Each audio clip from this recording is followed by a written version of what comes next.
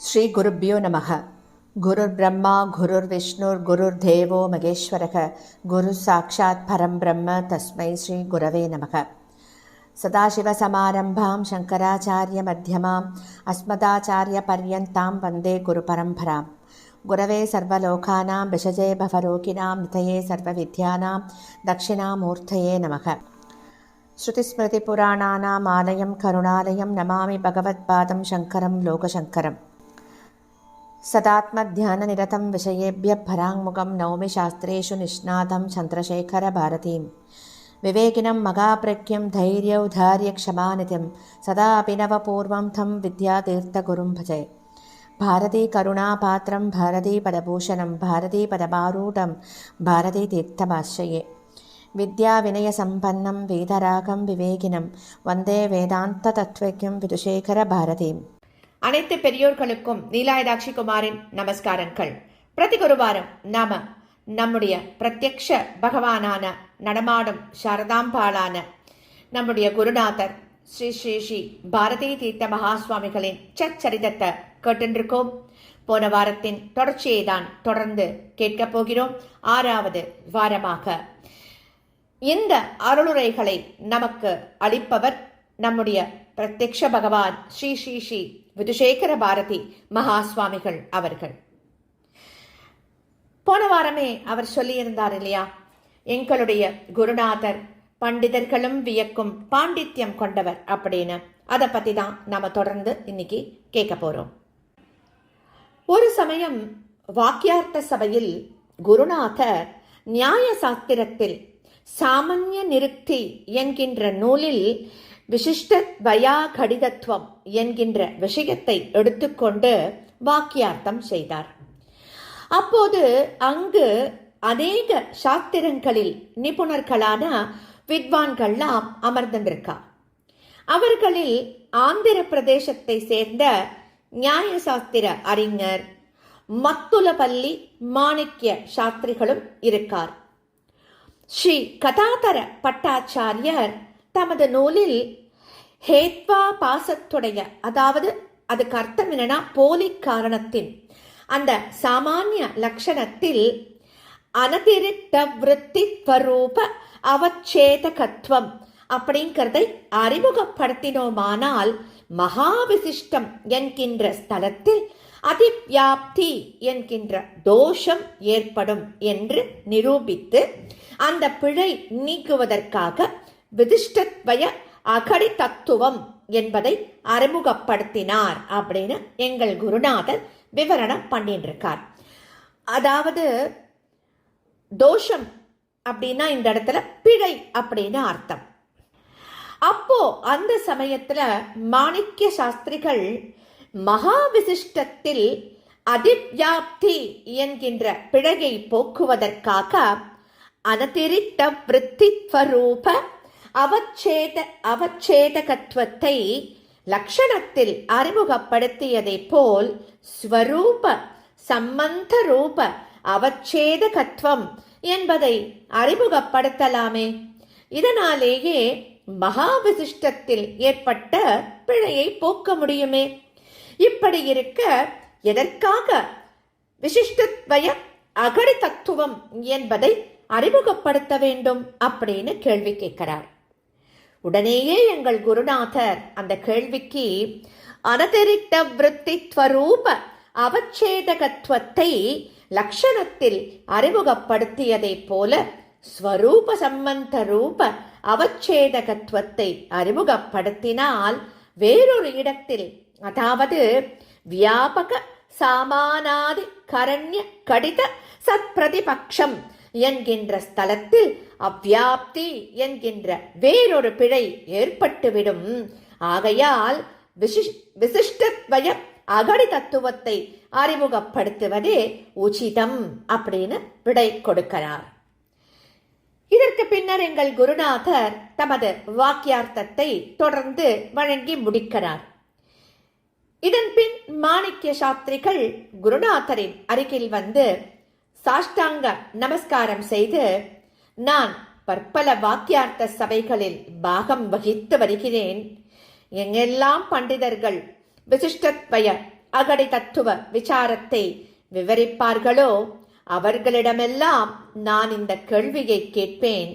உடனே அந்த பண்டிதர்கள் எல்லாம் இந்த கேள்விக்கு என்ன விடை என்பதை யோசிக்க வேண்டும் என்றோ, இந்த கேள்விக்கான விடை எனக்கு தெரியாது என்றோதான் சொல்லுவார்கள். எவராலும் இதற்கு பதில் சொல்ல இயலவில்லை. ஆனால் இன்று இச்சபையில் நான் ஆச்சாரியால் அவர்களிடமே இந்த கேள்வியை கேட்டவுடனேயே ஆச்சாரியால் அதற்கான விடையை சொல்லிவிட்டார்கள். இப்பேற்பட்ட பாண்டித்யத்தை ஆச்சாரியாலிடம் மட்டும்தான் பார்க்க முடியும், வேறெங்கும் காண முடியாது அப்படின்னு ரொம்ப மகிழ்ச்சியோடும் பக்தியோடும் சொல்லிட்டு மீண்டும் நமஸ்காரம் பண்றார். இந்த நிகழ்வு நியாயம் முதலான அனைத்து சாஸ்திரங்களில் குருநாதருக்கு இருந்த பாண்டித்யத்தை தான் நமக்கு உணர்த்துவதாக அமைஞ்சிருக்கு இல்லையா? எங்களுடைய குருநாதர் இடைவிடாமல் சாஸ்திர பாடம் நடத்துபவர் அப்படின்னு சொல்றார்.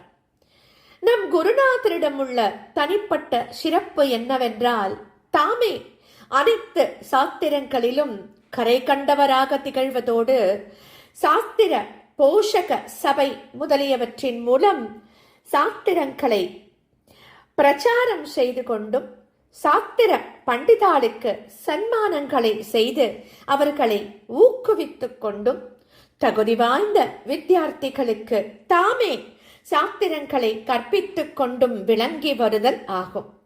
மடத்தில் எவ்வளவு பணிகளும் விசேஷ நிகழ்ச்சிகளும் இருந்தாலும் அவர்கள் ஒருபோதும் சாஸ்திர பாடம் பண்ணாமல் இருக்கவே மாட்டார்கள்.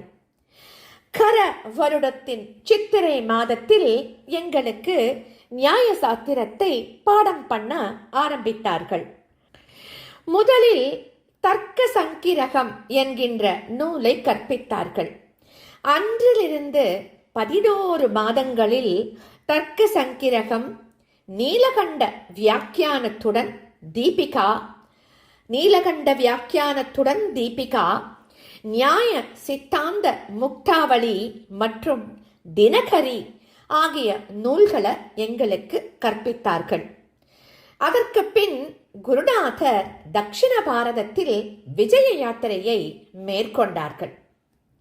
அவர்கள் ஸ்ருங்கேரியிலிருந்து புறப்பட்டு 13 மாதங்கள் கர்நாடகா, கேரளா, தமிழ்நாடு மற்றும் ஆந்திர பிரதேசம், அதாவது இன்றைய ஆந்திர பிரதேசம் மற்றும் தெலுங்கானா, இந்த மாநிலங்களில் விஜய யாத்திரையை நிகழ்த்தி அருளினார்கள்.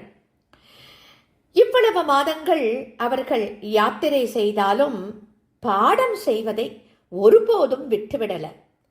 இந்த 13 மாத விஜய யாத்திரையில் நியாய சாஸ்திரத்தில் ஸ்ரீ கதாதர பட்டாச்சாரியர் எழுதிய பஞ்சலக்ஷணி, சதுர்த்தச லக்ஷணி, சித்தாந்த லக்ஷணம், பக்ஷதா ஆகிய நூல்களையும் அவயவ நூலில் உள்ள பிரதிஜா லக்ஷணம் வரையிலான பகுதிகளையும் எங்களுக்கு கற்பித்தார்கள்.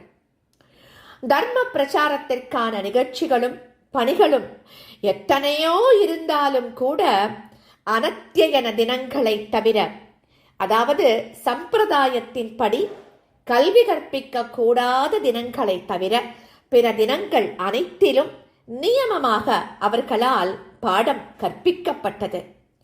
பாடசாலைகளில் நியாய சாஸ்திரத்திற்காக நியமிக்கப்படும் ஆசிரியர்கள் கூட இந்த குறுகிய கால வரையறைக்குள் இத்தனை நூல்களை பாடம் பண்ண சாத்தியமே இல்லை.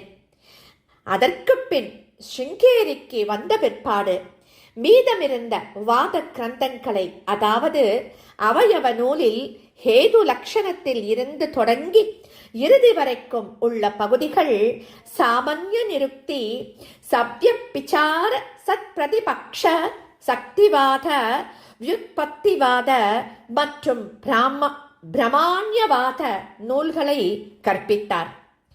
ஜகத்குரு ஸ்ரீமத் ஆதிசங்கர பகவத் பாதாச்சாரியார் பாரத தேசம் முழுவதும் மும்முறை சஞ்சாரம் செய்து கொண்டே சிஷ்யாளுக்கு எவ்வாறு பாஷ்யங்களை கற்பித்துக் கொண்டிருந்தாரோ, யாத்திரை சமயத்திலும் கூட பாஷ்ய பாடங்களை ஒருபோதும் விட்டு விடவில்லையோ அவ்வாறே எங்கள் குருநாதர் சிஷ்யர்களான எங்களுக்கு நியாய வேதாந்தம் முதலான சாஸ்திரங்களையும் கற்பித்தார். எங்கள் குருநாதர் சாஸ்திர சம்ரக்ஷகர் அப்படின்னு சொல்றார். அதாவது தாமே சாஸ்திரத்தில் கரை கண்டவராகவும் தினமும் சிஷ்யர்களுக்கு பாடம் பண்ணுபவராகவும் பண்டிதர்களையும் வித்தியார்த்திகளையும் ஊக்குவிப்பவராகவும் திகழ்பவர்தான் வாஸ்தவமான சாஸ்திர சம்ரக்ஷகர் என்று சொல்லப்படுவார். இப்பேற்பட்ட வாஸ்தவமான சாஸ்திர சம்ரக்ஷகர் நம் குருநாதர் தட்சிணாம்னாய சிங்கேரி சாரதா பீடாதீஸ்வர ஜகத்குரு சங்கராச்சாரிய ஸ்ரீ ஸ்ரீ ஸ்ரீ பாரதி தீர்த்த மகாசுவாமிகள் அவர்கள் ஆவார்கள். எத்தனை அழகா சொல்றாரு இல்லையா தன்னுடைய குருநாதரை பத்தி நமக்கெல்லாம். ஆச்சாரியால் எப்படி பரீட்சை பண்ண போறார் அப்படிங்கறத நாம அடுத்த வாரம் தொடர்ந்து கேட்கலாம். ஸ்ரீ சத்குருநாதா சரணம் சரணம். ஸ்ரீ சத்குரு பாகி பாகி. ஸ்ரீ சத்குரு பாகி பாகி.